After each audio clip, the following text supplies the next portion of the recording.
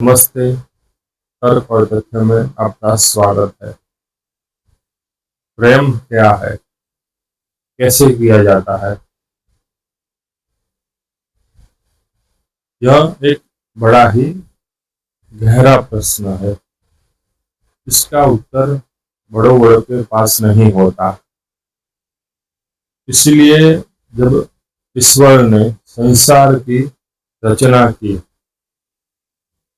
तो ईश्वर ने अपने उदाहरण के द्वारा ही मनुष्य को समझा दिया कि प्यार केवल पाना नहीं है, होना भी है। तो आज मैं आपके समक्ष संसार की जो प्रथम प्रेम कहानी थी उसकी बात करूंगा। इस कहानी में पाना भी है और होना भी है और होकर फिर से पाना है। आज की कहानी है शिव और शक्ति की। तो चलिए शुरू करते हैं आज का वीडियो। संसार का आरंभ हुआ तो भगवान विष्णु के साथ देवी लक्ष्मी है, ब्रह्मा जी के साथ देवी सरस्वती है, परंतु शिव जी बहुत युगों तक यूं ही अकेले ही विचरण करते रहे। जगत में देवी शक्ति अभी प्रकट नहीं हुई है, वो अभी शिव के अंदर ही विराजित है। इसके कारण संसार चलाने के लिए देवताओं को कष्ट हो रहा है। तो ब्रह्मा जी भगवान शिव से विवाह करने का अनुरोध करते हैं, परंतु शिव जी विवाह करे तो किससे करे? जगत में अभी शक्ति का प्रादुर्भाव नहीं हुआ है और शिव शक्ति के अलावा किसी और के नहीं हो सकते। तब ब्रह्मा जी के कहने पर शक्ति का पृथ्वी पर अवतरण हो, इसके लिए दक्ष प्रजापति ने तपस्या की, इससे शक्ति प्रसन्न हुई और दक्ष को यह वरदान दिया कि मैं तुम्हारी पुत्री बनूंगी, परंतु तुम्हारे मन के अंदर मेरे प्रति दुर्भावना आ जाएगी, तब मैं तुम्हें छोड़कर वापस चली जाऊंगी। तो इस तरह देवी शक्ति ने दक्ष प्रजापति के घर जन्म लिया और उनका नाम रखा गया सती। अब होता क्या है कि दक्ष के अंदर अहंकार आ जाता है। वह ब्रह्मा का पौत्र था और देव असुर गंधर्व किन्नर सभी दक्ष को बहुत सम्मान देते थे। उसकी बात का विरोध कोई नहीं करता था। तो दक्ष प्रजापति की पुत्री सती जगत में सर्वश्रेष्ठ है और सुंदर है। अब होता यह है कि दक्ष के अंदर अहंकार है, इसलिए वो जो सबसे सुंदर है, जो शिव है, उन्हें वह नहीं जानता। उसके मन में यह है कि उसकी पुत्री के लिए जो भी वर हो वह विष्णु के समान सुंदर हो। परंतु ब्रह्मा जी के अनुरोध पर दक्ष को अपनी पुत्री का विवाह शिव जी के साथ करना पड़ता है। समय व्यतीत होता है। शिव और शक्ति की गृहस्थी अनुपम है, जिसकी कोई तुलना नहीं है।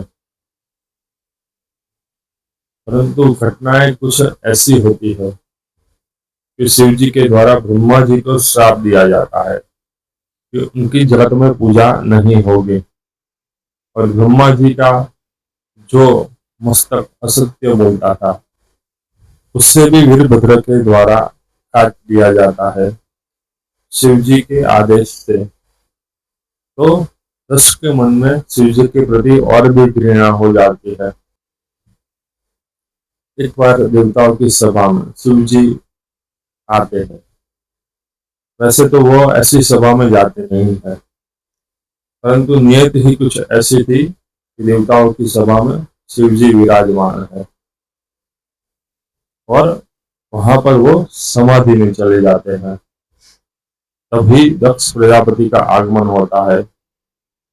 सब देवता उसके सम्मान के लिए खड़े होते हैं, परंतु शिव जी दक्ष के सम्मान में खड़े नहीं होते। तो दक्ष को बहुत ही बुरा लगता है, तो वह शिव जी को श्राप देता है कि जगत में शिव जी की पूजा नहीं होगी।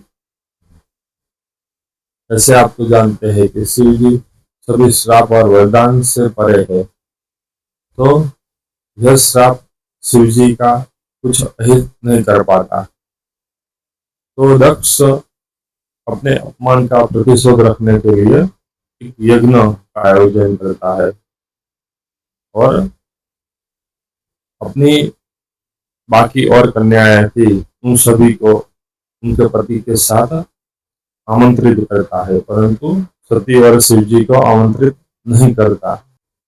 तो किसी तरह देवी सती को यह बात पता चलती है कि दक्ष प्रजापति ने एक यज्ञ का आयोजन किया है, परंतु उन्हें आमंत्रित नहीं किया। वह यह सोचती है कि पिता के घर आमंत्रण की क्या आवश्यकता है, तो वह शिव जी से अनुरोध करती है, दक्ष के यज्ञ में हम चलते हैं। परंतु शिव जी कहते हैं कि उन्होंने आमंत्रित नहीं किया है तो हमें नहीं जाना चाहिए। परंतु देवी सती हठ करती है कि उन्हें जाना ही है, पिता के घर कोई आमंत्रण की आवश्यकता नहीं है। अब शिव जी को भी पता है कि क्या होने वाला है। अब ऐसा नहीं है कि देवी शक्ति को यह ज्ञात नहीं कि क्या होने वाला है, और वह जो कारण था पुराणों में बताया जाता है कि एक बार श्री राम वन में भटक रहे थे, माँ सीता की तलाश में वह रो रहे थे, और देवी सती ने यह देखा और देवी सती को मोह हो गया, और देवी सती को मोह उत्पन्न हो गया कि क्या ये विष्णु का अवतार है। इस कारण से उन्होंने सीता जी का रूप धारण किया। तब राम जी ने उन्हें अपनी माता कहकर पुकारा और कहा कि आप अकेले ही क्यों विचरण कर रहे हो माँ, माँ आप अकेले ही क्यों विचरण कर रहे हो, भगवान शिव कहाँ है। यह सुनकर देवी सती को मन में क्षोभ उत्पन्न हुआ और वह शिव जी के पास वापस चली गई। परंतु क्योंकि देवी सती ने माँ सीता का रूप धारण किया था, तो शिव जी ने मन ही मन सती जी का त्याग कर दिया। मैं सोचता हूँ यह लीला हुई होगी, नहीं हुई होगी ऐसा नहीं है, परंतु इस लीला के पीछे का कारण देवी सती स्वयं है। शक्ति ने स्वयं दक्ष प्रजापति को कहा था कि तुम्हारे मन में मेरे प्रति दुर्भावना आएगी तो मैं तुम्हारे द्वारा प्राप्त शरीर को छोड़ दूंगी। ऐसा नहीं था कि देवी सती ने राम जी को पहचाना नहीं था। देवी भागवत में उल्लेख है कि अम्बा ही विष्णु है, सती स्वयं महामाया है, जोग माया है, माया का प्रभाव उन पर नहीं हो सकता। ऐसा नहीं हो सकता कि वो पहचाने नहीं कि राम ही विष्णु है, परंतु उन्होंने ऐसी लीला की क्योंकि जगत के कल्याण के लिए विधि के द्वारा जो भी निश्चित हुआ हो उसमें ईश्वर भी हस्तक्षेप नहीं करते, तो यह लीला हुई। तो हम बात करते हैं कि आगे क्या हुआ। सती की हट के कारण शिव जी को सती को दक्ष यज्ञ में जाने की अनुमति देनी पड़ी। शिव जी ने सती जी के साथ अपने कुछ गण भी भेजे और देवी सती दक्ष के यज्ञ में जाती है। वहां जाकर उन्होंने देखा कि उनके साथ कोई भी ठीक से बात नहीं कर रहा, ना उनकी माता ना उनकी बहनें, क्योंकि दक्ष ने सभी को यह कह दिया था कि सती से कोई बात ना करे। तो इससे देवी सती बहुत दुखी हो जाती है और दक्ष के समक्ष जाती है और कहती है कि ऐसा क्यों कर रहे हैं आप मेरे साथ, आपने मेरे पति को क्यों यज्ञ में आमंत्रित नहीं किया। जबकि कोई भी यज्ञ उनके बिना अधूरा है। शिव ही कल्याण है और यज्ञ का उद्देश्य ही है कि कल्याण की प्राप्ति हो। तो आपने शिव जी को क्यों इस यज्ञ में भाग नहीं दिया, क्यों स्थान नहीं दिया? तब दक्ष कहता है कि तुम्हारा पति असंस्कारी है, असभ्य है, गले में मुंड माला पहनता है, अंग पर भस्म लगाता है, उसके आसपास भूत प्रेत पिशाच मंडराते रहते हैं, तो वह इस यज्ञ में आने के योग्य नहीं है, इसलिए मैंने उसे इस यज्ञ में आमंत्रित नहीं किया। तब सती जी बहुत दुखी हो जाती है और क्रोधित होकर अपना विराट स्वरूप धारण करती है और दक्ष को कहती है कि जो शिव जी का अपमान करता है वो मेरा शत्रु है, मेरा द्रोही है, परंतु मेरा यह शरीर तुम्हीं से उत्पन्न हुआ है, इसलिए मैं लोक मर्यादा का भंग नहीं करूंगी, मैं तुम्हारा वध नहीं करूंगी, अब तो मैं इस शरीर का त्याग करती हूँ। और यह कहकर देवी सती ने अपने ही देह से योगाग्नि को प्रकट किया और फिर उन्होंने ये प्रतिज्ञा की कि मैंने सच्चे मन से शिव जी से प्रेम किया हो तो अगले जन्म में वही मुझे पति स्वरूप में प्राप्त हो। यह कहकर उन्होंने उस देह को त्याग दिया जो दक्ष से प्राप्त हुआ था और शिव जी के अंदर समाहित हो गई और सती का शरीर उस योगाग्नि में जलने लगा। उनके साथ सती जी के साथ जो शिवगण आए थे वो पहले तो बहुत क्रोधित हो गए, उत्पात मचाने लगे, परंतु ऋषि भृगु ने अपने मंत्रों से यज्ञ की वेदी में से कुछ ऐसे विचित्र जीव उत्पन्न किए जो बहुत ही शक्तिशाली थे। अग्नि से बने हुए जीव शिवगणों पर प्रहार करने लगे, शिवगण पीड़ित होकर भागने लगे, वह सभी भगवान शिव की शरण में गए और सबने रोते रोते शिव जी को बताया कि किस तरह देवी सती ने देह का त्याग किया। तब शिव जी बहुत ही क्रोधित हो गए,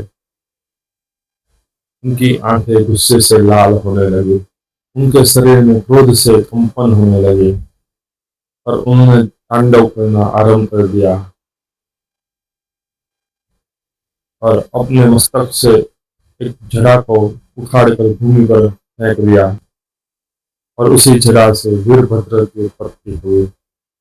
वीरभद्र जो महाकाल का विकराल स्वरूप है, सभी देवताओं को नष्ट करने का सामर्थ्य रखता है, वह साक्षात दूसरा शंकर ही है, उसके सामने युद्ध में कोई भी नहीं टिक सकता। प्रकट होते ही उन्होंने शिव जी से पूछा, हे प्रभु मेरे लिए क्या आज्ञा है? वीरभद्र के अट्ठास्य से दसों दिशाएं कांपने लगी, देवताओं के मन भय व्याप्त हो गया। शिव जी ने वीरभद्र से कहा, जाओ 10 यज्ञ को समाप्त कर दो, 10 यज्ञ को नष्ट कर दो। जिन देवताओं ने सती का अपमान किया है उन्हें भी साथ में नष्ट कर दो। वीरभद्र के प्रकट होने से सभी देवता घबरा जाते हैं, घबरा कर वो ब्रह्मा जी की शरण में जाते हैं, परंतु ब्रह्मा जी उनसे कह देते हैं कि अब तुम्हारी कोई रक्षा नहीं कर सकता। यह कहकर ब्रह्मा जी वहां से अंतर्ध्यान हो जाते हैं। तब दक्ष प्रजापति अपनी रक्षा के लिए भगवान विष्णु का आवाहन करता है। दक्ष प्रजापति और सभी देवतागण भगवान विष्णु के परम भक्त है, तो अपने भक्तों की रक्षा के लिए उन्हें आना ही पड़ता है और वहां वीरभद्र भी आ जाता है। वीरभद्र का और भगवान विष्णु का युद्ध होता है और इस युद्ध में विष्णु भगवान की पराजय होती है। भगवान विष्णु की पराजय इसलिए होती है क्योंकि भगवान विष्णु परमात्मा है, ईश्वर है, जगत की रक्षा करना उनका दायित्व है, धर्म की रक्षा करना उनका दायित्व है, तो उनके लिए जय और पराजय का कोई अर्थ नहीं। मान अपमान का कोई अर्थ नहीं। वह धर्म की रक्षा के लिए पराजित होना भी स्वीकार करते हैं, तभी वह ईश्वर है, परमात्मा है। तो यहाँ पर धर्म की रक्षा के लिए भगवान विष्णु अपना पराजय स्वीकारते हैं और वीरभद्र के द्वारा पराजित होकर वहां से चले जाते हैं। वीरभद्र और अन्य शिवगण मिलकर सभी देवताओं को दंडित करते हैं। देवताओं की जीवन लीला वहीं पर समाप्त हो जाती है। ऋषि भृगु की दाढ़ी खींच ली जाती है। वीरभद्र दक्ष प्रजापति का मस्तक उखाड़कर यज्ञ की अग्नि में आहुति दे देता है। दस की सभी स्त्रियां और पुत्रियां विलाप करने लगती है। सब कुछ नष्ट हो रहा होता है। जो देवता में दस के यज्ञ में सम्मिलित नहीं हुए थे, वह भी भयभीत हो जाते हैं। तब ब्रह्मा जी भगवान शिव के पास जाते हैं और उनसे प्रार्थना करते हैं कि आप दक्ष के यज्ञ में चलिए और जगत का कल्याण कीजिए। तब भगवान शिव वहां पर आते हैं और वो जो भी देवता वीरभद्र और शिवगणों के द्वारा नष्ट हुए थे, उन सभी को वह जीवित कर देते हैं। सब पर कृपा करने वाले दयालु भगवान शिव अपने द्रोही दक्ष को भी क्षमा करते हैं, उसे भी जीवित कर देते हैं। परंतु वीरभद्र के द्वारा दक्ष का मस्तक नष्ट किया गया होता है, तो दक्ष के धड़ पर एक बकरे का सिर लगा दिया जाता है और इस तरह दक्ष प्रजापति जीवित हो जाता है। जीवित होकर दक्ष प्रजापति भगवान शिव से क्षमा याचना करते हैं, उनकी स्तुति करते हैं। भगवान शिव ने यह वरदान देते हैं कि समय आने पर उसे फिर से मनुष्य का मस्तक प्राप्त हो जाएगा। और फिर भगवान शिव देवी सती का वो जला हुआ देह लेकर वहां से चले जाते हैं। अपने कंधे पर वह देह उठाकर वह जगत में विचरण कर रहे होते हैं। वह बहुत ही दुखी होते हैं और जब ईश्वर दुखी होते हैं तो उसका असर जगत पर भी होता है। सारा संसार शोक मग्न हो जाता है। संसार में केवल दुख ही दुख हो जाता है। पूरा संसार दुख और शोक से भर जाता है। तब ब्रह्मा जी की विनंती करने पर भगवान विष्णु देवी सती के देह पर अपना सुदर्शन चलाते हैं और देवी सती के देह के 51 भाग हो जाते हैं और वह भाग जहां जहां भूमि पर गिरते हैं वहां वहां 51 शक्तिपीठ की स्थापना होती है। और भगवान शिव उन सभी शक्तिपीठों की रक्षा करने के लिए वहां पर भैरव की नियुक्ति कर देते हैं और फिर एक लंबी समाधि में बैठ जाते हैं। तो इस तरह भगवान शिव का देवी सती से वियोग होता है। परंतु कहानी अभी बाकी है, परंतु वीडियो को मैं ज्यादा लंबा नहीं करता और बाकी कहानी को मैं आने वाले वीडियो में बताऊंगा। तो आपसे निवेदन है, हमारे चैनल को सब्सक्राइब करें, वीडियो को लाइक और शेयर करें। वीडियो देखने के लिए धन्यवाद।